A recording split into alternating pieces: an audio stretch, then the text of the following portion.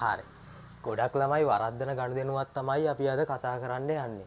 මේ බලන්න ගොඩක් අය මේක වරද්ද ගන්නවා. මොකද එයාලට හරියට අවබෝධයක් නැති හින්දා. මේ බලන්න අපිට පළවෙනි ගනුදෙනුව කියනවා ලකුණු කළ මිල 1500ක භාණ්ඩ මිලදී ගැනීමේදී වෙළඳ වට්ටමක් ලැබුණලු. සාමාන්‍යයෙන් භාණ්ඩ මිලදී ගත්තොත් මොකද වෙන්නේ?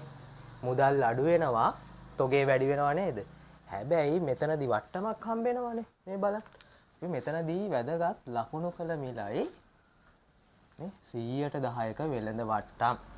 ඒකට ඔයාලා දැනගන්න ඕන ලකුණු කළ මිලෙන් ඒ කියන්නේ භාණ්ඩයක ගහලා තියෙන ගාණෙන් මිල අඩු කරොත් ඒකට කියනවා අපි වෙළඳ වට්ටම් කියලා. ඒකට ඔයාලා දැනගන්න ඕන accounting කරන ළමයි හැටියට අපි වෙළඳ වට්ටම් ගිණුම්ගත කරන්නේ මේ බලන්න 1500ක භාණ්ඩ ගද්දි 110ක් හම්බුණා.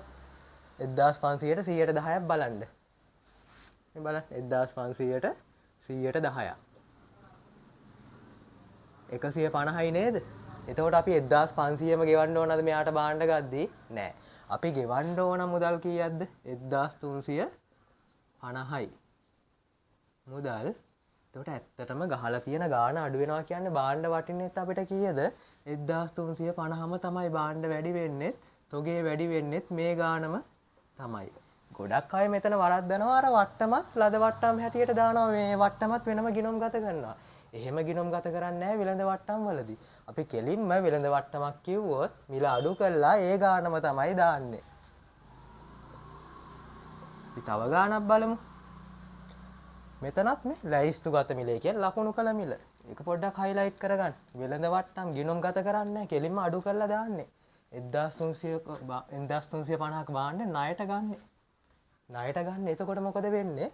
අපි 1350ම ගෙවන්න ඕනද? නෑ. 50ක් අඩු කරලා 1300යි ගෙවන්න බැඳෙන්නේ ණයටනේ ගන්න. එතකොට මොකද වෙන්නේ?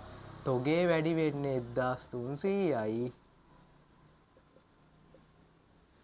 ණයටනේ ගන්න. ණයට ගත්තොත් කවුද ඇති වෙන්නේ? ණය හිමියෝ. ණය හිමියොත් වැඩි වෙනවා 1300කින්.